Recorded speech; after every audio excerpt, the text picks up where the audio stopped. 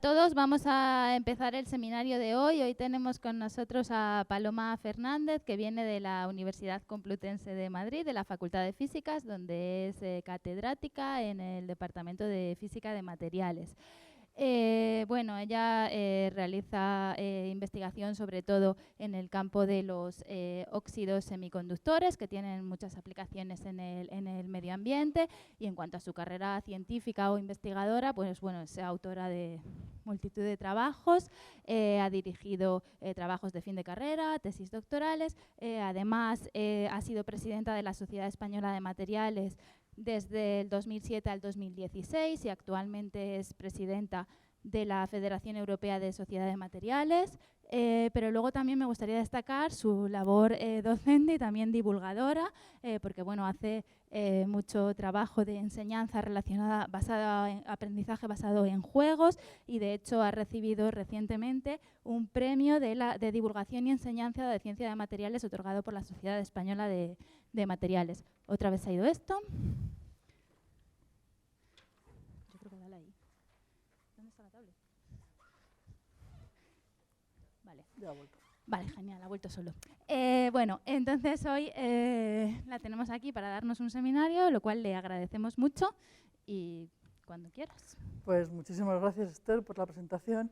Bueno, esta pantalla que tengo aquí puesta de autopropaganda, ahora enseguida la quito, es para animaros a asistir al Junior Euromat. El Junior Euromat es uno de los dos congresos que organiza la Federación Europea de Sociedades de Materiales, en la que, bueno, ahora ya soy immediate past president desde enero, ahora ya he cambiado de presidente, pero todavía no me ha dado tiempo a actualizarlo en la web.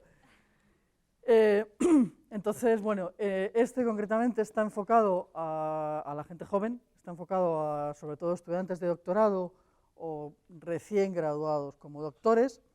Es un congreso que, bueno, pues es muy divertido, está muy bien porque tiene otro enfoque distinto a los congresos estándar, está muy pensado para gente joven. Va a ser en Granada del 12 al 16 de julio y además, como decía Esther, yo me gusta mucho lo de los juegos, pues evidentemente un congreso que organice yo, obviamente va a tener juegos. Así que, bueno, pues animáis a enviar a vuestros estudiantes. El plazo está abierto hasta finales de mes y bueno, pues eso. A ver si os animáis. Y si ahora encuentro la presentación,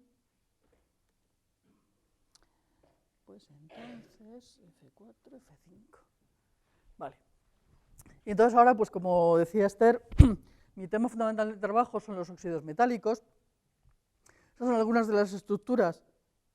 Estas son algunas de las estructuras que hemos obtenido por el método que utilizamos más habitualmente de evaporación, vapor sólido, sin uso de catalizador. Son todas de óxido de zinc dopados con diferentes elementos. Bueno, como veis, la morfología cambia muchísimo en función del dopante que utilicemos, pero además también cambian otras propiedades que son muy interesantes. Cuando hablamos de óxidos metálicos que tengan gracia especial en este siglo, óxidos metálicos obviamente hay muchos, pero digamos que los que son un poco más famosos actualmente son estos que tenéis aquí. Si os dais cuenta, una característica común de todos estos óxidos es que tienen una anchura de zanja prohibida que es muy alta. Esa es un poco la característica que los hace actualmente muy atractivos para muchas aplicaciones. ¿Qué aplicaciones pueden ser estas? Pues hombre, dispositivos, y si apuramos mucho, nanodispositivos, y conseguimos hacerlos suficientemente pequeños, en los que necesitemos, pues, por ejemplo, la presencia de electrodos transparentes, porque son materiales, vamos a ver ahora, que son capaces de transmitir la luz visible muy bien, son prácticamente transparentes, pero además pueden tener una buena conductividad. Por supuesto, la mayor parte de ellos, por no decir todos, son fósforos muy eficientes, con lo cual tienen propiedades luminiscentes muy buenas, y además, en los últimos tiempos, pues se está probando que tienen muy buena sensibilidad a un montón de gases, con lo cual se pueden utilizar para desarrollar sensores y como fotocatalizadores. Bueno, ¿qué hay detrás de un TCO? Que es un poco la primera aplicación que teníamos. Pues detrás de un TCO fundamentalmente tenemos, aparte de la O, que obviamente es el óxido, pues tenemos la T y la C. La T se refiere a lo que decía antes, tenemos una banda prohibida que es muy ancha y por lo tanto van a ser transparentes en el visible. Estos materiales son, la mayor parte de ellos, de estos que he puesto aquí, no todos los óxidos obviamente, pero sí los que he puesto aquí, son transparentes a todo el rango visible porque tienen zanjas prohibidas que son muy anchas, por encima de 3,2 electronvoltios. Bueno, el tope que se da son 3, pero todos estaban por encima de 3,2. La C, evidentemente, se refiere a la conductividad. Son materiales en los que somos capaces, bien a través de la población de defectos nativos o bien a través de efectos de dopante, podemos inducir la aparición de niveles aceptores o donadores que están muy cerquita del borde de banda correspondiente. Como están muy cerquita del borde de banda correspondiente, quiere decir que vamos a ser capaces de, con relativa facilidad, ionizar estos centros y, por lo tanto, mandar portadores a la banda que tenga más cerca. Es decir, que conseguimos que no haya absorción de luz visible, pero además conseguimos una alta densidad de portadores, es decir, una muy buena conductividad.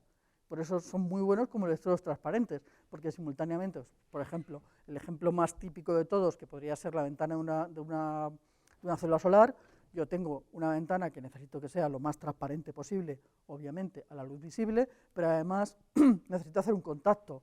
Si yo hago los contactos de un material metálico, estoy perdiendo bastante de la transparencia que me estaba dando la ventana. Bueno, pues lo que conseguimos con este tipo de materiales es poder tener en el mismo trocito la cosa que me hace transparente, por tanto deja pasar la luz del sol, y además lo que me saca los electrones, que es lo que a mí me interesa. Podemos además en estos materiales, todos ellos al tener una banda muy ancha, aparece una de las desgracias, todos son gracias, al tener una banda muy ancha aparece una de las desgracias de estos materiales, pero también aparece una de las gracias.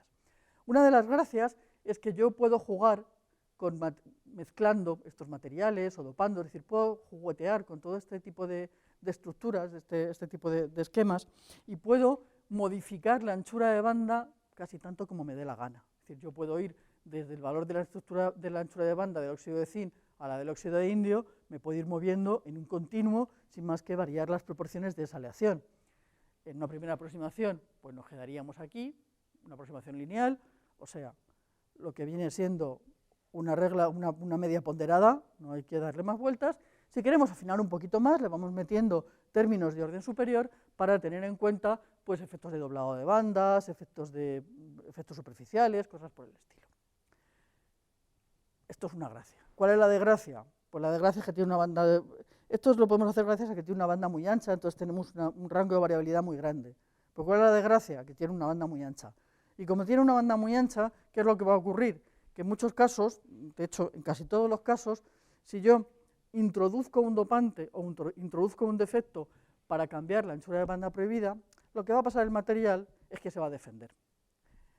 Va a generar un defecto, el mismo, va a generar un defecto que me permite que un electrón de los que yo estoy promocionando a la parte de arriba de la banda caiga a ese defecto y por lo tanto no contribuya a la conducción. ¿Y eso qué tiene que ver con la banda ancha? Pues porque si esa banda es muy estrecha, al material no le sale rentable crear el defecto. Pero si esa banda es ancha, al material le sale rentable crear el defecto. Crear un defecto ionizado puede estar en el entorno, puede costarle al material en el entorno de 2,5 electronvoltios, lo que recupera por cada electrón que caiga, estamos en el entorno de 3 electronvoltios. Es decir, que el negocio le sale, vamos, redondo. Y por lo tanto, es muy difícil cambiar la conductividad de estos materiales. Entonces, por eso esto pues es una desgracia, claro, porque nos obliga a, si yo quiero trabajar con un material P y un material N, pues tengo que utilizar un óxido como P y otro óxido como N. No puedo utilizar el mismo óxido como P y como N. Eso, bueno, pues tiene sus problemas, obviamente. Bueno, aquí simplemente una esquemilla de las familias más famosas, digamos las del grupo 2, como son los materiales basados en óxido de zinc, los que están basados en el óxido de indio y los que están basados en el óxido de estaño, que son de alguna manera las 3 familias emblemáticas, aunque el óxido de galio y el óxido de galio indio cada vez está tomando más fuerza porque se está empezando a mezclar también con el óxido de zinc y entonces tiene propiedades muy buenas. Entonces, bueno, pues más o menos en esto cubrimos todos el espectro. ¿Cuál es el efecto de los dopantes? Bueno, algo he mencionado de las cosas buenas y las cosas malas. El efecto de los dopantes, como en cualquier semiconductor, es fundamentalmente cambiar el tipo de conductividad y o modificar la concentración de portadores en la banda que esté contribuyendo a la conductividad. Ese es el efecto de los dopantes. Si el dopante que yo introduzco es tipo donador, me va a mandar electrones a la banda de conducción. Si es tipo aceptor, me va a pillar electrones de la banda de valencia y por lo tanto me va a generar huecos. Luego vamos a estar jugando con la conductividad del material. Veíamos antes, pueden modificar la anchura de la banda prohibida. Luego vamos a ver que la anchura de la banda prohibida en realidad no solo se puede modificar por efecto de aleación, sino también como consecuencia de la aparición de defectos. Luego ahí tenemos una doble vía. Por supuesto, podemos modificar las propiedades ópticas. Claro, teniendo en cuenta que si yo tengo un material que tiene una zanja prohibida de 3 electronvoltios, es decir, ultravioleta, cercanito, pero ultravioleta, y resulta que meto un defecto, meto un dopante que introduce un nivel, vamos a poner a 2 electronvoltios, le estoy metiendo una banda de absorción. Luego estoy cambiando el color en el que emite. Por lo tanto, puedo cambiar las propiedades ópticas. En muchos casos puedo mejorar las propiedades piezoeléctricas. Por ejemplo, el óxido de zinc es un material que es muy piezoeléctrico. Bueno, pues en el óxido de zinc yo puedo introducir determinados iones, uno de los que mejor funciona es el bismuto, que tienen diferencias de radio muy grandes y que además por la forma en la que se colocan en la estructura lo que hacen es añadir una anisotropía bastante grande, de tal manera que aumentan mucho las propiedades piezoeléctricas. Y además podemos inducir un comportamiento magnético. Todo esto son muchas gracias. Todo esto está muy bien. ¿Quién se utiliza? Bueno, pues los materiales que se utilizan son sobre todo tierras raras para modificar las propiedades ópticas. Se utilizan media tabla periódica, prácticamente todo.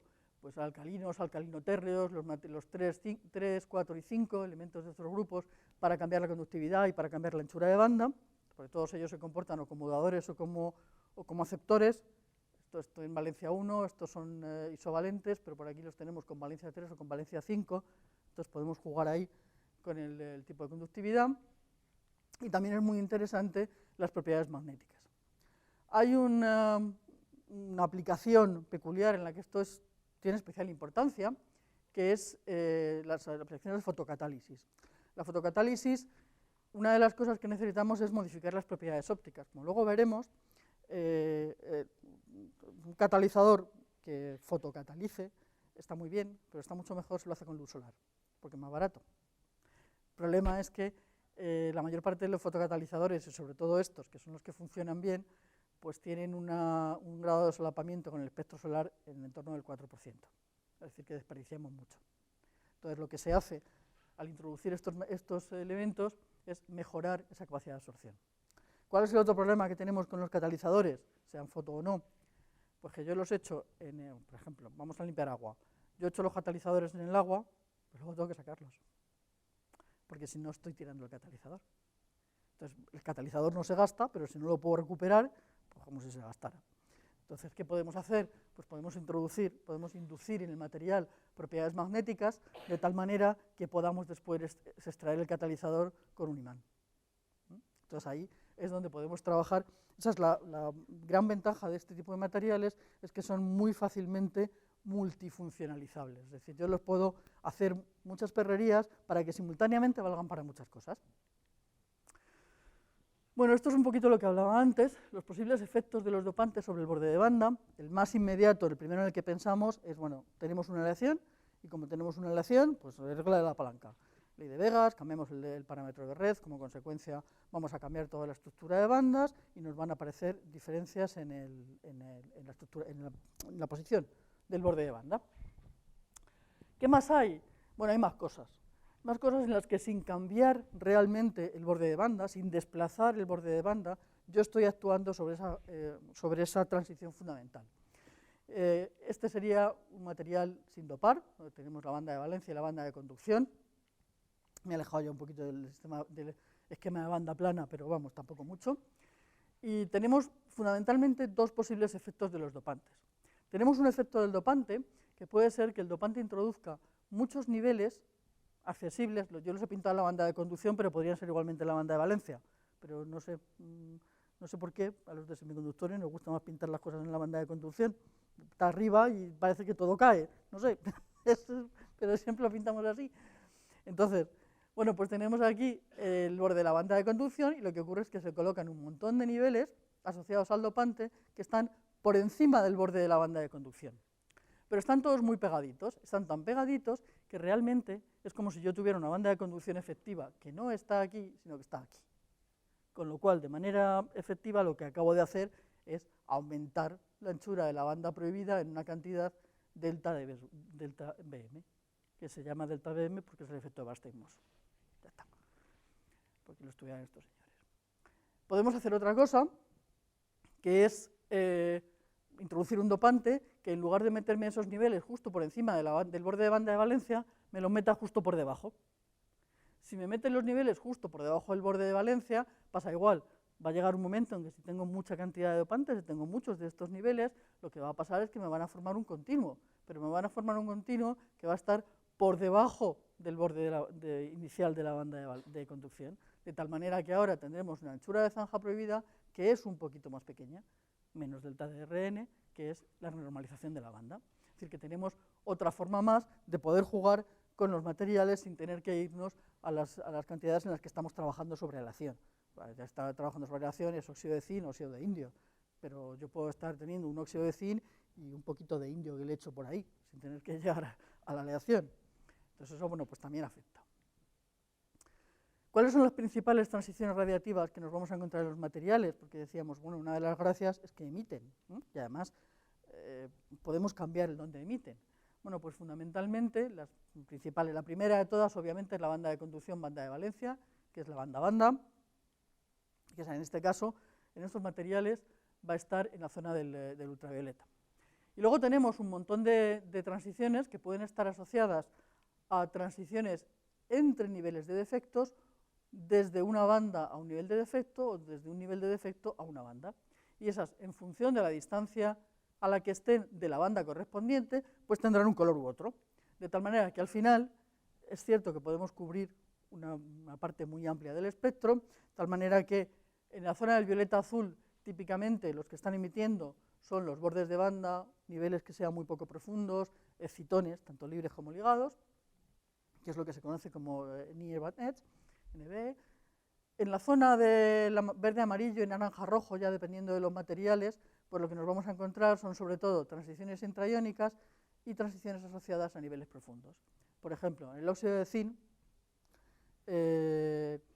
la transición fundamental, que es 3,2 electronvoltios, que es la de la banda-banda, pero luego la transición de defectos fundamental, que es la banda verde, está en 2,3 aproximadamente, está asociada a la componente principal a vacantes de oxígeno, aunque hay otras componentes de otros defectos. El óxido de zinc es un material que estequiométricamente, o sea, por crecimiento, por su cinética de crecimiento, crece siempre con una estequiometría muy baja en oxígeno, de tal manera que siempre tiene muchas vacantes. Entonces la banda verde pues está casi siempre ahí. Hay veces que conseguimos quitarla, pero bueno, no siempre. ¿Vale? Y bueno, cosas que podemos hacer jugando con los dopantes, pues en este caso, esto es el óxido de zinc pelón, sin nada más, óxido de zinc puro. En este caso habíamos conseguido quitar la banda verde, en este caso no tenía casi defectos.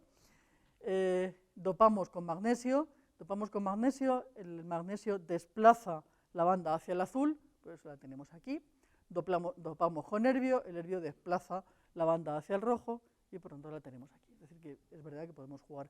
A ver, estos desplazamientos, hay veces que son desplazamientos reales del borde de banda y hay veces que son efectos tipo Bastein-Moss, renormalización de la banda, ese tipo de cosas.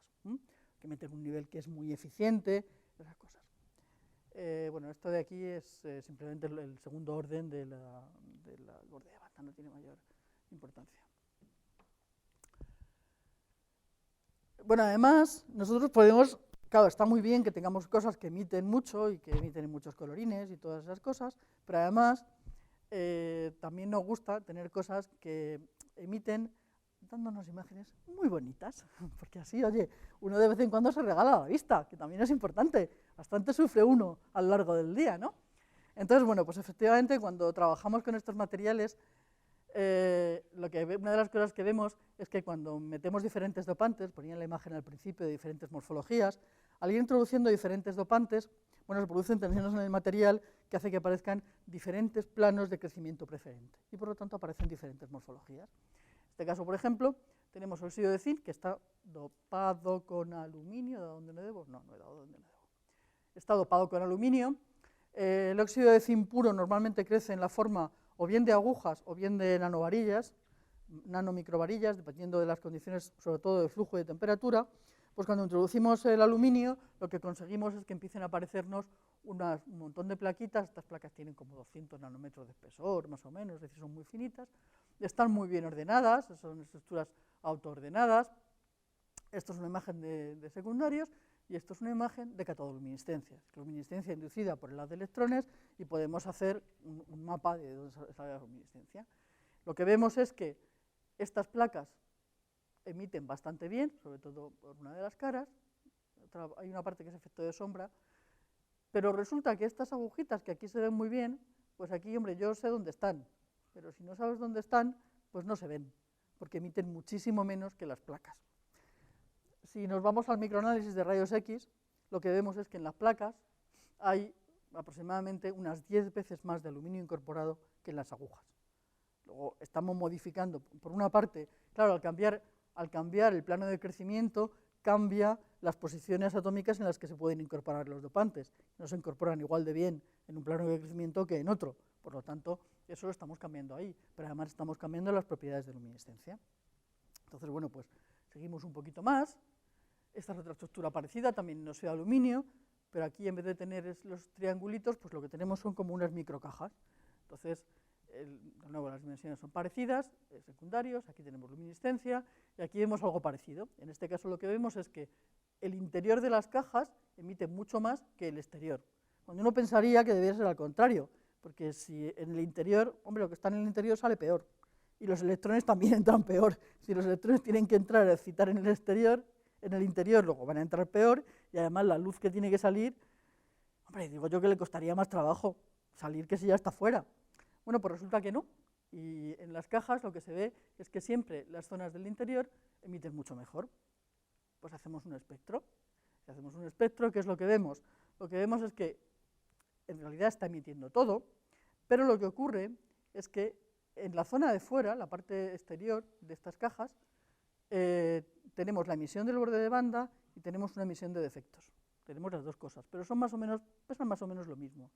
¿Qué es lo que ocurre en la parte de dentro? Que se nos han disparatado los defectos. Lo que me ha ocurrido en la parte de dentro es que al crecer, esta zona de aquí, esta zona de dentro, si lo pensamos, también es razonable, porque se redistribuyen peor las cosas. ¿Qué es lo que ha pasado? Pues que en esta zona de aquí se ha crecido un material que es muchísimo más defectuoso. Al ser mucho más defectuoso, emite muchísimo en la banda verde, que es la que corresponde a defectos, y de hecho es la más eficiente. Entonces, por eso la vemos más brillante.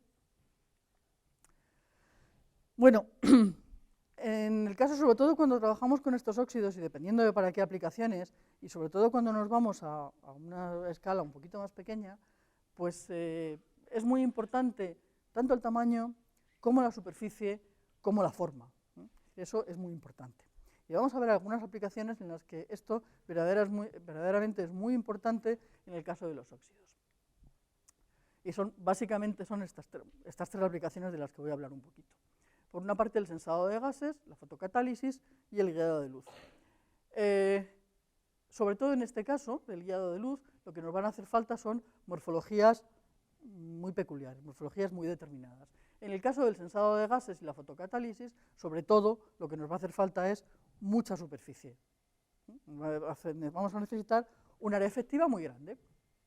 Vamos a empezar con el sensado. Los sensados, el procedimiento de sensado en los materiales semiconductores, en los óxidos, fundamentalmente ocurre por un cambio en la conductividad como consecuencia de la presencia del gas. Habitualmente hay un cambio en la resistividad y bueno, pues eso se produce porque se ha formado una formación de capa espacial y en esa zona de capa espacial, de carga espacial que se ha formado, pues tienen lugar, por una parte, la absorción superficial, tienen lugar determinadas reacciones superficiales y al final tiene lugar un fenómeno que es el que nos vale de verdad para sensar, que es la transducción, que tiene su origen en un cambio de resistividad.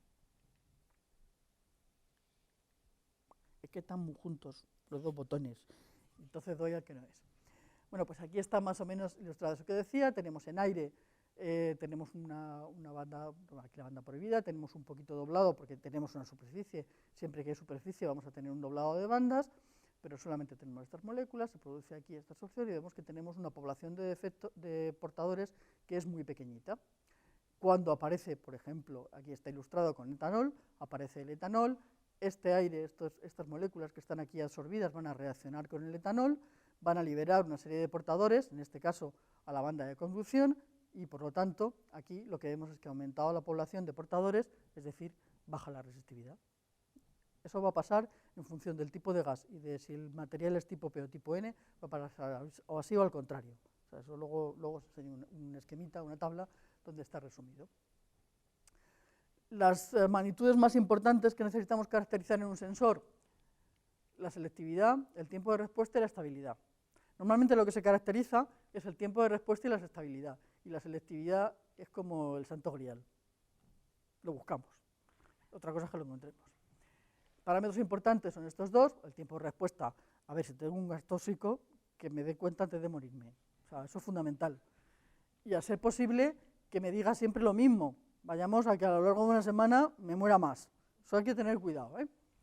Y bueno, pues idealmente, si consiguiéramos tener una selectividad a diferentes gases, pues hombre, estaría muy bien, porque podríamos tener en un mismo sensor, podríamos tener diferentes tipos de comportamiento. Entonces podríamos hacer cosas más. Bueno, normalmente la sensitividad se define así, como el cociente entre las resistencias aire-gas en la atmósfera reductora, gas-aire en la atmósfera oxidante.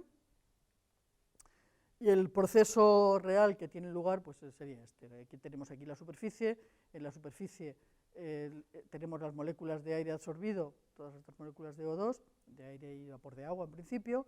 Tenemos una atmósfera rodeando, que es la atmósfera que queremos detectar. Se produce un cambio en la resistividad, y ese cambio en la resistividad es lo que va a hacer que se produzca una conducción a lo largo de toda esta cadena de granitos, de toda esta cadena de cristalitos, que es lo que me va a dar la función de transducción. Obviamente, ¿qué necesito? Pues necesito que esta superficie sea lo más grande posible para que haya una cantidad de oxígeno absorbido que sea lo más alta posible y, por lo tanto, reaccione muy bien con pequeñas cantidades de gas presentes, y además que este camino sea bueno, obviamente. Bueno, pues básicamente tenemos el mecanismo de la quimioresistencia como mecanismo básico, una función receptora. Tenemos la función receptora, que es la interacción de estas moléculas absorbidas con las moléculas del gas que queremos detectar. Tenemos una función transductora, que es el cambio que se produce en la magnitud que estamos midiendo, que es la resistividad. Bueno, como resumen, en la resistividad, si la atmósfera es oxidante, se produce un aumento de la resistividad si el material es tipo N, una disminución si es tipo P, y al contrario para atmósfera reductora. Atmósferas oxidantes, normalmente se entienden el oxígeno, el óxido nitroso, el CO2, y como gases reductores, pues los que se utilizan como modelo son estos, y el que más se utiliza como modelo es este, pues porque, bueno, supongo que en el peor de los casos lo que se agarra uno es un poco de borrachera, pero no es demasiado grave. Entonces, bueno, pues ese es un material que se puede sensar y con el que se puede juguetear sin tener demasiado peligro. Y las reacciones que tienen lugar, pues podemos tener o bien esta deshidratación, tenemos el alcohol, esta reacción. Yo en la química, cuando entramos en la química, empiezo a patinar, así que paso despacito. Sé que al final da etileno, y lo que yo ya me sé mejor es que como consecuencia de esto aparecen electrones que van de vuelta a la banda de conducción y que baja la resistividad. Si la reacción que tiene lugar es esta, pues entonces lo que se obtiene es acetaldehído, y de nuevo lo que pasa es que hay electrones que van de vuelta a la banda de conducción y por tanto baja la resistividad. En este caso, bueno, pues tenemos aquí tendríamos unos 2 electrones, en este caso tenemos 10 electrones cuando lo que tenemos aquí es etanol, es decir, tenemos 5 veces más electrones, por lo tanto el cambio de la conductividad sí que puede ser bastante apreciable. Para mejorar la sensitividad, pues volvemos a los dopantes. Podemos meter aditivos metálicos, podemos disminuir el tamaño de grano o el tamaño de cristalito, y podemos cambiar las condiciones de medida. Es cierto que normalmente se juega con temperatura y humedad, se suele trabajar a temperaturas un poquito elevadas para que la desorción sea buena y por lo tanto siempre mantengamos la superficie limpia, pero eso tiene el problema de que si yo quiero trabajar con un detector real, pues tengo que tener alta temperatura. Entonces, bueno, yo de hecho las medidas que yo os voy a enseñar están todas por debajo de 100. Bueno, más o menos, no son tan buenas en cuanto a sensitividad, pero estamos por debajo de 100, eso siempre está bien. Y luego podemos meter dopantes, que como ya os mencionaba antes, pues influyen sobre la conductividad eléctrica, también muchas veces permiten reducir el tamaño de grano porque anclan las fronteras, entonces impiden la migración y hacen tamaños de grano más pequeñitos. Tamaños de grano más pequeños significa que vamos a tener más superficie, con lo cual también mejoramos. interaccionan de manera preferente con el gas. Esto pasa sobre todo con algunos elementos, pues por ejemplo, tierras raras, típicamente. Elementos que pueden tener varias valencias y que entonces al interaccionar con el gas pueden incluso experimentar un cambio de valencia. Entonces ahí, y luego en otros casos lo que me permite también es estabilizar los estados de valencia de la matriz o de codopantes que estén apareciendo. Bueno, pues nosotros, por ejemplo, un ejemplo de un material con el que hemos trabajado, que son mezclas de, al final el material es óxido de zinc dopado con cobre, pero lo hemos hecho desde diferentes precursores. Sulfuro de zinc con óxido de cobre, con lo cual el sulfuro de zinc se oxida, el sulfuro se va y nos queda óxido de zinc dopado con cobre, óxido de zinc dopado con cobre y óxido de zinc dopado con cobre metálico. Y lo hemos hecho no en resistividad, que es como hace todo el mundo, nosotros hemos sido más originales y lo estamos haciendo en fotoluminiscencia. Y ahora os digo por qué lo estamos haciendo en fotoluminiscencia. Curiosamente, en fotoluminiscencia, después lo hemos visto también en resistividad, lo que vemos es que el comportamiento no es para nada homogéneo. El comportamiento, bueno, pues aquí a veces aumenta, aquí a veces disminuye, a veces se queda tal cual, aquí siempre disminuye, salvo cuando nos vamos a dopantes muy altos. Es decir, parece que siempre cuando nos vamos a dopantes muy altos, aquello nos responde. Pero, sin embargo, en los puntos intermedios, pues funciona de diferente manera. ¿Por qué nos hemos ido a la fotoluminiscencia? Pues nos hemos ido a la fotoluminiscencia porque una de las cosas que vamos buscando es la selectividad. Cuando yo trabajo en resistividad y hago una medida de resistividad, mido todos los electrones que tengo. Vengan de donde vengan. Me da igual quién me haya mandado los electrones a la banda de conducción o a la banda de valencia. Yo mido resistividad y tengo tantos portadores, y no sé de dónde vienen. Sin embargo, cuando yo mido fotoluminiscencia, tengo diferentes picos. Y en cada pico, los portadores que intervienen, los portadores que se están recombinando a través de cada una de estas, sí que vienen de diferentes centros. Estos no vienen todos del mismo sitio.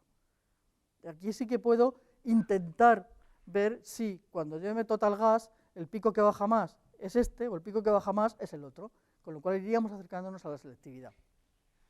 Bueno, como veis aquí, estas son las imágenes, los espectros que efectivamente cambia la fotoluminiscencia cuando se introduce el gas o cuando no se introduce el gas. Aparentemente los espectros son muy parecidos, pero si metemos estos espectros, por ejemplo, en un diagrama de estos de cromaticidad, vemos que el punto se desplaza. No hacen lo mismo siempre. Dependiendo del gas, dependiendo del que sea P o dependiendo del que sea N, se desplazan ligeramente. De hecho, por ejemplo, si miramos aquí con un poquito de cuidado, pues aquí este hombro se ve, pero se ve muy poquito, aquí se ve más.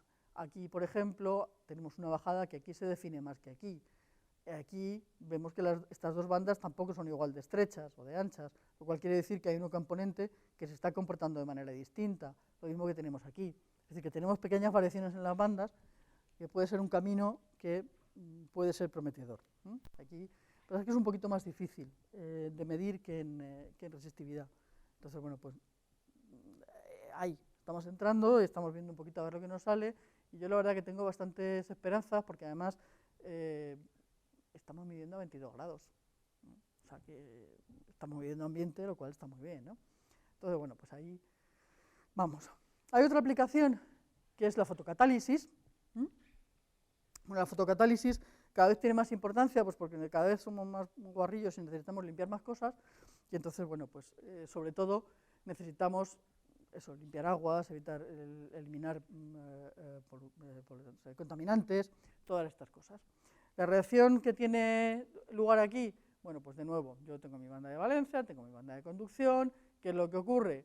Pues que el agua que hay en el entorno reacciona con estos huecos de la banda de valencia y forma este radical. En la banda de conducción reacciona el oxígeno y forma este radical. Cuando estos radicales se juntan con el contaminante, pues dan lugar a un producto inocuo. Normalmente el que se utiliza para probar es un colorante, el más típico, azul de metileno, rodamina, rojo congo, cualquiera de esos vale, y la reacción más típica, pues en el caso del azul de metileno reacciona con estos radicales, el OH y el O2, y forma CO2 y H2O, y ya estos pues ya no son dañinos. Problema que teníamos, lo que decía antes, está muy bien, pero yo para inducir esta catálisis necesito iluminar el material, preferentemente con luz solar, y el espectro solar representa, o sea, la capacidad que tienen de absorción es el 4% del espectro solar. Así que la eficiencia, pues bueno, va a regular. Así que tenemos que, de nuevo, recurrir a los dopantes y de nuevo tenemos que hacer cosas a los materiales. ¿Qué les hacemos? Pues lo de siempre. Esto es siempre lo mismo. Metemos elementos metálicos, tierras raras o metales de transición, que son muy socorridos. Muy puñeterillos, porque tienen una estructura muy compleja, pero son muy socorridos. Y entonces estos meten niveles en algún lugar de la zanja prohibida. En algún lugar. Entonces tengo que buscar el que más me interese o ir a voleo. O sea, eso ya depende de las capacidades que tengamos. Pero lo cierto es que si yo aquí consigo meter un nivel en mitad de la zanja prohibida, y a mí esto siempre me da mucho dolor ver el aceptor aquí arriba y el donor aquí arriba, pero los expertos en catálisis dicen que eso tiene que estar así que yo, porque para mí es al revés. O sea, a mí desde los semiconductores, mi aceptor estaría aquí abajo y el donor estaría aquí arriba. Pero yo mantengo la notación. Son elementos metálicos, tierras raras, metales de transición, que tengan en niveles apropiados, en zonas apropiadas de la zanja prohibida, para meter bandas de absorción adicionales y de tal manera que mejoremos la absorción en la zona visible.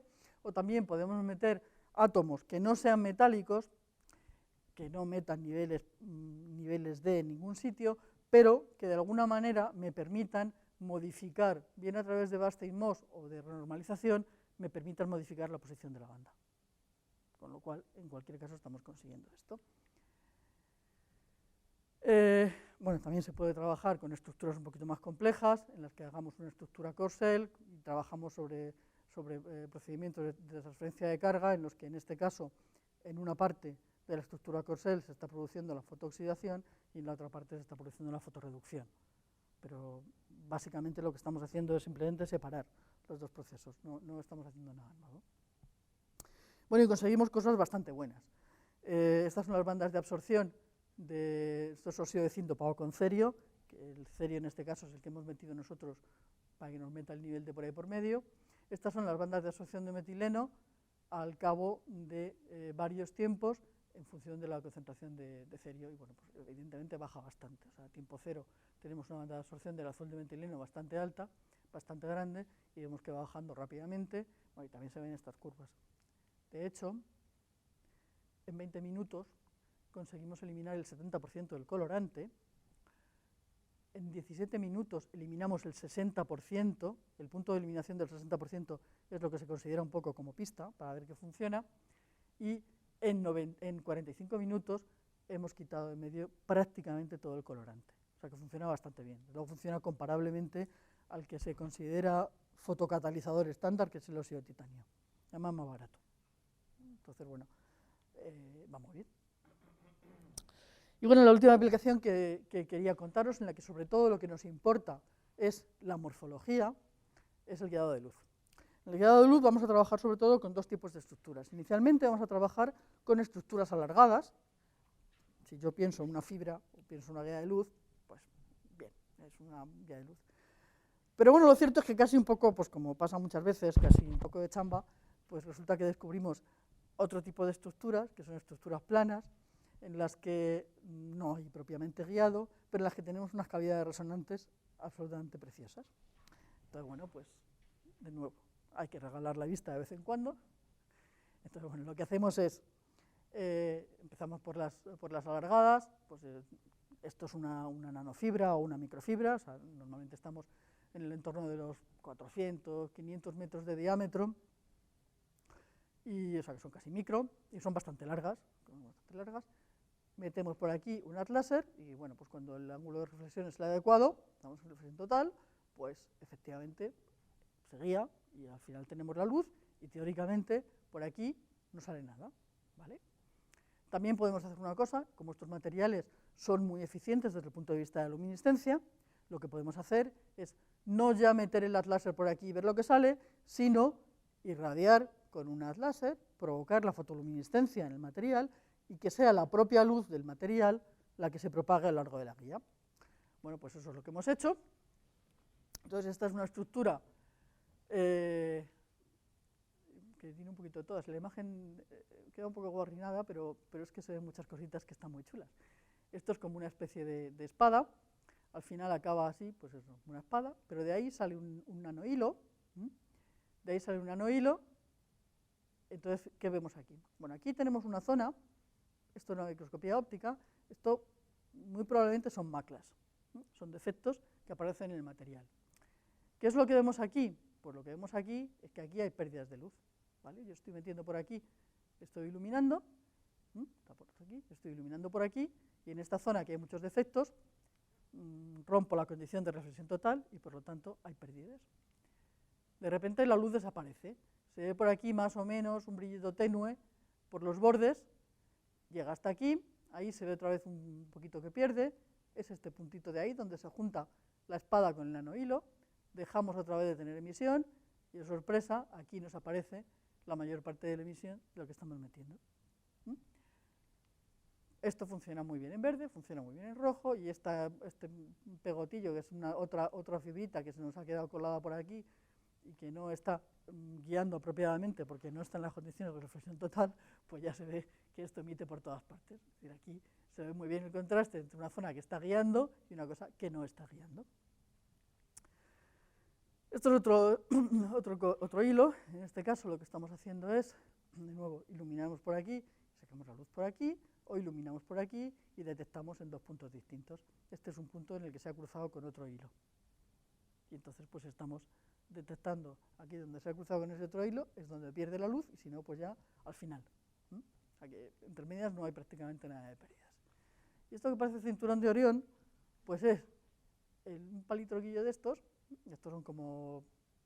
son casi 100 micras de largo, y está por debajo de la micra de diámetro.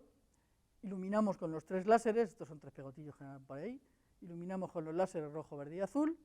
Aquí tenemos el rojo, iluminamos por aquí, no se ve nada hasta la punta, iluminamos por aquí, no se ve nada hasta la otra punta, iluminamos por aquí, no se ve nada hasta la otra punta. Es decir, que tenemos unas guías que funcionan francamente bien. Otro ejemplo así, aquí tenemos lo mismo, tenemos un material, aquí tenemos un montón de maclas. Bueno, pues este es el hilo, esta es la imagen de catodoluminiscencia, vemos cómo en catodoluminiscencia se ven también todos estos defectos, y si nos vamos a la imagen de propagación, vemos que hay zonas en las que no se propaga nada porque se está haciendo todo por aquí, pero vemos que hay zonas de pérdidas que coinciden con esta estructura de anillos que tenemos en catodoluminiscencia y que nos refleja la estructura de maclas que se han producido durante el crecimiento. Y bueno, pues lo que decía, hemos visto unos efectos de guiado 2D, que fue, bueno, uno cuando piensa en la guía, piensa en guías alargadas, pero bueno, pues nos encontramos con unas placas, esto es un óxido de zinc dopado con indio, y aquí lo que estamos haciendo es iluminar con el láser aquí en la parte central. Bueno, pues toda esta parte prácticamente no tiene emisión y vemos que toda la luz está saliendo por los bordes, ¿vale? Aquí se ve muy bien, esta es una plaquita hexagonal, en este caso es como una placa hexagonal, pero como que está un poco rota. Por aquí sí que se ven las aristas, pero por aquí no ha crecido bien, no se ha partido. En este caso, bueno, pues se ve un poquito más, no está bien formada del todo, pero sí se ve que este es el punto de nucleación, y a partir de ahí ha empezado a crecer la placa hexagonal, no ha acabado de crecer, pero ya está casi completada. Entonces tenemos un guiado 2D bastante chulo. Y aquí se ve muy bien, aquí se ve claramente todos los modos resonantes que tenemos. Esta placa hexagonal sí que está muy bien formada, es casi regular, bueno, estas son 11, 12, 11 otra vez, y esta es un poquitín más grande, y vemos cómo iluminamos aquí en el centro, o sea, sería equivalente más o menos a iluminar aquí, iluminamos en el centro y solamente aparece luz transmitida en estos puntos, ¿vale? Estos puntos que coinciden con estos ángulos, o estos puntos en este caso que coinciden con estos ángulos, aquí. Bueno, pues esos ángulos que son, bueno, pues es que esos ángulos son los que me permiten tener o bien una resonancia tipo Fabry-Perot, o bien un Guspering Gallery Mode de este tipo, o bien un Guspering Gallery Mode de esta configuración. Estas son, por ejemplo, en esta estructura se ve muy muy bien porque en esta estructura podemos tener todos. En esta estructura podemos tener también un Fabry-Perot y podemos tener los dos modos de Guspering Gallery Mode. Dependiendo del camino óptico, obtendremos una luminiscencia o obtendremos otra. Es decir, ¿qué es lo que va a pasar? Si yo tengo una resonancia, lo que va a pasar cuando haga el espectro es que yo voy a ver el espectro y solapado los picos de resonancia. Veremos una modulación asociada a esa cavidad resonante. Pues efectivamente vemos una modulación asociada a esta capacidad resonante. Si hacemos las cuentas, resulta que en este caso solo es compatible con un Fabry-Perot, en este caso solo es compatible con el Whispering Gallery Mode, y en este otro caso es compatible con este otro Whispering Gallery Mode. Bueno, podemos además jugar más con estas cosas, diferentes tamaños y cosas así, y entonces podemos utilizarlo incluso como sistema para medir las dimensiones de una cinta. Por ejemplo, en esta cinta, pues cada espectro está hecho en un sitio de estos, tiene las modulaciones son distintas, porque en cada uno los cambios de camino óptico son distintos, es decir, estamos teniendo modos de resonantes distintos. Estas son las técnicas de caracterización que nosotros utilizamos. Bueno, pues SEM, RTD-FM, Raman o XRD para ver estructura, calidad cristalina, o SEM, PL, resistividad para ver propiedades ópticas y eléctricas. Y el modo fundamental de crecimiento, que es el VS, aunque también hacemos otros modos de crecimiento en algunas ocasiones cuando queremos sacar otro tipo de estructuras.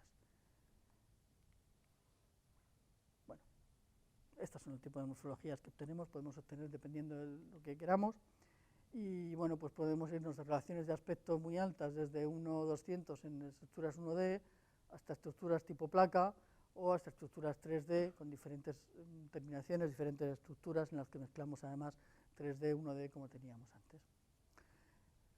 Para acabar, simplemente dos trabajos que estamos empezando, en los que estamos casi empezando ahora. Una de las ideas es, bien, yo quiero crecer cosas, pero me gustaría muchísimo poderlas crecer ordenadas. Entonces, bueno, pues no solo que se autoordenen, sino que se ordenen como yo quiero. Que se autoordenen está muy bien, pero si se ordenan como yo quiero, ya vamos, eso es la bomba.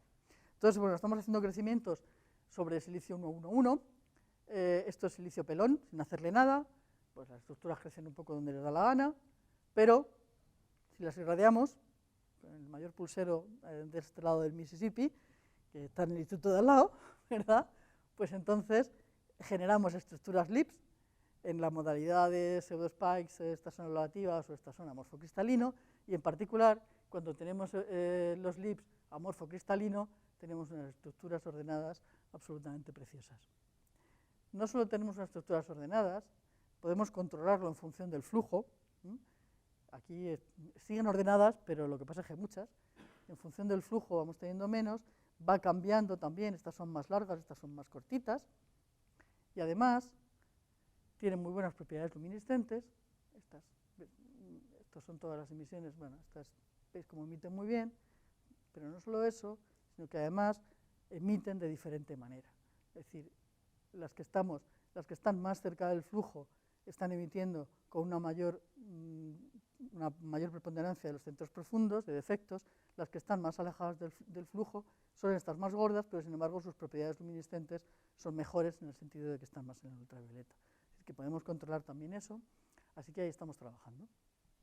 Y ya para acabar, la otra vía que estamos abriendo en materiales más enfocados hacia la economía circular, estamos trabajando con un grupo del CENIM, probablemente habréis visto la noticia del gabinete de prensa vuestro en los últimos días.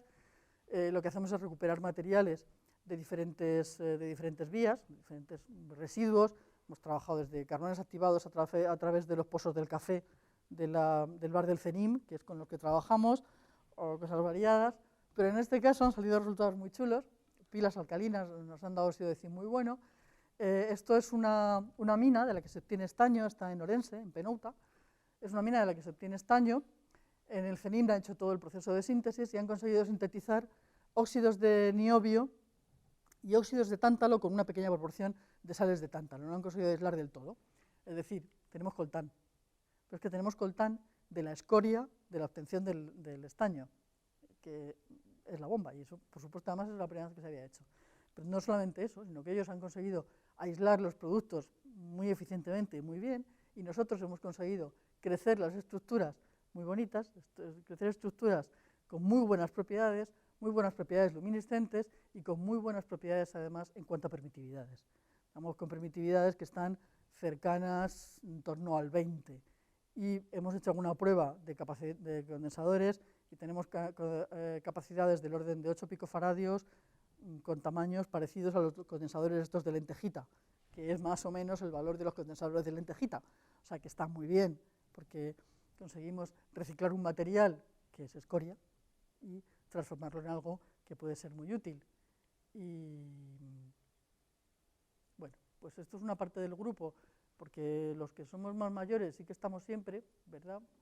Pero luego por aquí hay una población muy flotante, que bueno, pues muchos de estos ya no están, pero otros pues no nos ha dado tiempo de meterlos en la foto, y yo creo que ya no os doy más la vara, que ya me he explayado.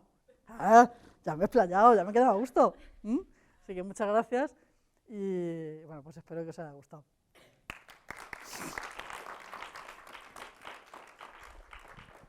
Muchas gracias, Paloma. Bueno, pues tenemos tiempo para preguntas, comentarios, dudas, sugerencias.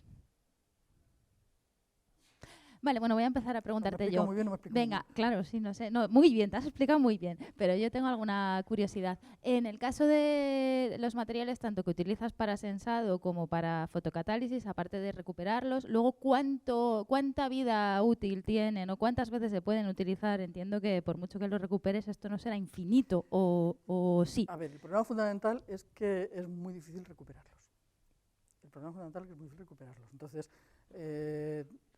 hasta ahora los procesos que tenemos de recuperación es filtrado y estamos a un nivel muy básico, digamos. O sea, estamos trabajando con ellos, no hemos hecho pruebas de ciclabilidad. Sí es cierto que la verdad es que antes de meternos en el proceso de fotocatálisis y después de la fotocatálisis, no cambia nada. Entonces, razonablemente deben aguantar bastante bien los ciclos, porque no se ve, nada, ni cambia la morfología, ni cambian las propiedades luminiscentes, ni cambia nada, y la luminiscencia es bastante sensible a ese tipo de cosas. Y todo eso no cambia nada, incluso después de procesos de fotocatálisis muy largos. O sea que razonablemente deben de aguantar bien, pero no hemos hecho todavía pruebas de ciclabilidad. Y en los que utilizas como sensores para gases, también se recupera, o sea, le quitas el gas y vuelves a... Esos recuperan bastante bien, y en esos, ahí el problema es encontrar el compromiso entre que no tengas que subir mucho la temperatura para no tener que estar trabajando a temperatura ambiente, a temperatura alta, y conseguir que la desorción sea suficientemente buena. Entonces, pero se recupera bastante bien. A ver, no es perfecto, pero se recupera razonablemente bien. Se recuperan los niveles razonablemente bien. Tanto para... Hemos hecho pruebas con reductora y con oxidante. Entonces, bueno, prueba bien.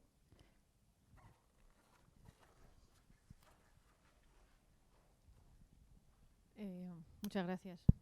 Hola, sí. Gracias, Paloma, me ha encantado la charla.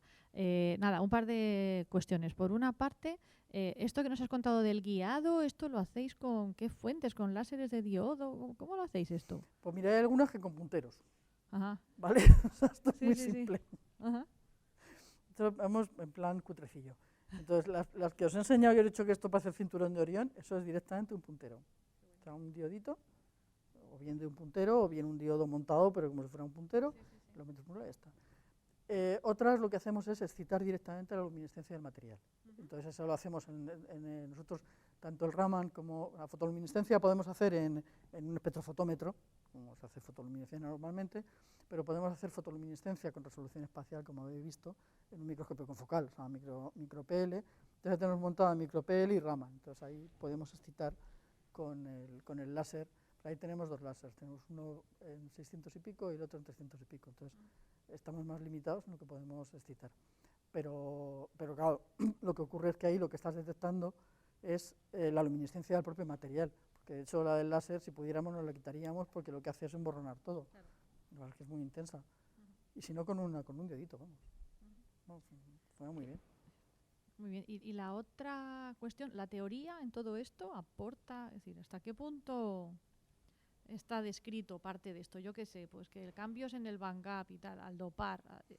No, eso está totalmente descrito desde hace... Ya, o sea, pero todos... No, todo eso está... Hay muchísimos cálculos. Yo ahí estoy como con la química. O sea, yo en la teoría entro como con la química de puntillas. A ver, yo soy de materiales y es que me siento totalmente inútil y totalmente perdida cuando empezamos con los hamiltonianos.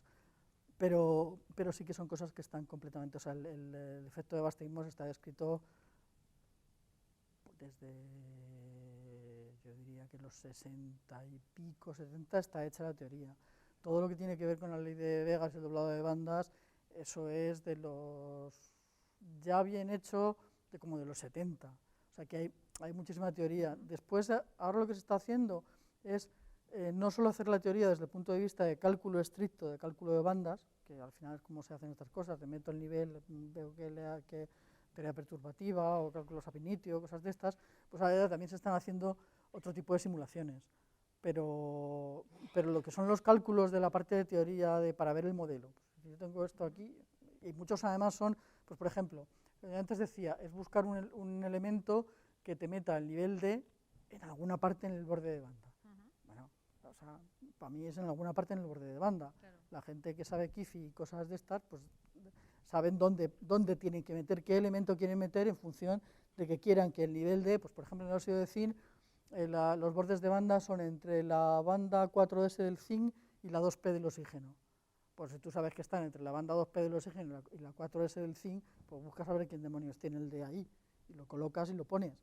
Entonces, y eso vamos, está perfectamente soportado. Lo que pasa es que yo soy de cacharreo. Gracias. ¿Más preguntas? Vale. Sí. Es una curiosidad desde la lejanía, no soy de esta disciplina. ¿Cómo de homogéneo es un material dopado? Es, por ejemplo, con cerio al 5 o 10%. Siempre ese material dopado con cerio, por ejemplo, al 5%, ¿las propiedades de ese material son siempre las mismas? A ver, lo primero es, nosotros decimos, es material dopado con cerio al 5%. Eso es el porcentaje nominal que yo estoy metiendo. No tiene, o sea, la cantidad de cerio que se incorpora en el material es muchísimo más baja. O sea, no se incorpora tanto. En la mayor parte de los materiales, una vez que ya eso se controla, dicen, bueno, vale, yo tengo 5% de cerio y cuando meto 5% de cerio se incorpora un 2%. Vale, pues siempre se va a incorporar más o menos un 2%. En el caso del cerio, por ejemplo, sí que se comporta muy bien y no suele haber efecto de segregación. En el caso del cobre, que no, por tiempo no lo he contado, pues si recordáis en el caso del sensado, decía, para los niveles intermedios de dopante, la fotoluminiscencia a veces sube con el gas, a veces baja, la resistencia hace lo mismo, a veces sube, a veces baja, a veces es P, a veces es N. Bueno, no tengo aquí la imagen, pero ¿qué es lo que ocurre? Pues lo que ocurre es que el óxido de cobre, o el cobre, segrega en las fronteras, pero que se mata. Entonces, ¿qué es lo que pasa? Que tenemos una estructura en la que tenemos granos de óxido de zinc con un poquito de cobre y tenemos unas fronteras que están muy enriquecidas en óxido de cobre. ¿Cuál es la gracia? Que el óxido de cobre es tipo P y el óxido de zinc es tipo N. Entonces, ¿qué es lo que pasa? Que cuando yo meto un gas, el comportamiento ante un gas de un óxido de tipo P y un óxido de tipo N es el contrario. Claro, dependiendo de en las condiciones que esté metiendo el gas, de la proporción de gas que esté metiendo, de la proporción de cobre que esté metiendo, sensa más el óxido de cobre tipo P o sensa más el óxido de zinc tipo N. Entonces nos hemos encontrado con que dependiendo del tipo de gas que metemos, la resistividad hace así o la resistividad hace así. Y en un caso están sensando las fronteras y en otro no. Y nos ha pasado también con el cobre. En el cobre, por ejemplo, lo que nos ha pasado es que dependiendo del tipo de segregación que hayamos tenido, el cobre está como cobre más 2, como cobre más 1 o como cobre metálico. Y resulta que no todos son igual de buenos para sensar. Entonces, por ejemplo, nosotros normalmente, siempre que podemos, para hacer los materiales, hacemos sulfuro de zinc con el óxido, y dopamos con el óxido que queramos introducir como dopante. Porque el óxido de zinc tiene una temperatura de fusión muy alta, y entonces nos da muy poquito margen para jugar con la temperatura en el crecimiento. Sin embargo, el sulfuro de zinc tiene una temperatura de fusión mucho más baja y nos da más margen para poder jugar con las temperaturas de crecimiento. hemos comprobado que el azufre se va durante el crecimiento y que nos queda un óxido bastante bueno.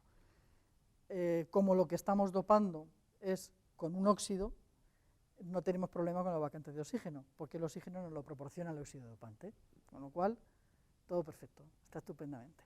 Hasta que hemos llegado al cobre, porque cuando llegamos al cobre resulta que cuando metemos sulfuro de zinc dopado con cobre o dopado con óxido de cobre, aparece una alta proporción de cobre metálico, y el cobre metálico va y nos ensama. Entonces, claro, depende mucho de qué material estés metiendo. Y bueno, o sea, luego, por ejemplo, ahora Rocío está sufriendo las inclemencias del óxido de zinc dopado con circonio, pues que pues no le da la gana. Entonces, hay materiales que, o bien porque tienen un límite de solubilidad muy alto, por ejemplo, en el caso del óxido de zinc dopado con circonio, el circonio tiene una estructura que es muy distinta del óxido de zinc y que además le mete muchas tensiones. Porque el circonio es tetragonal o es monoclínico, en función de la temperatura, el óxido de zinc es hexagonal, y bueno, de hecho, como no tengas cuidado, si intentas hacer una pastilla sinterizada, lo que consigues es una guarrería, un batiburrillo allí de una pastilla que explota literalmente, o sea, no por tensiones. Entonces, bueno, no todo. Es divertidísimo. ¿Alguna pregunta más? Vale, pues si no hay más preguntas, le vamos a agradecer otra vez el haber venido y tenemos un detallito para ti. Muchas gracias. Pues muchas gracias. Muchas gracias.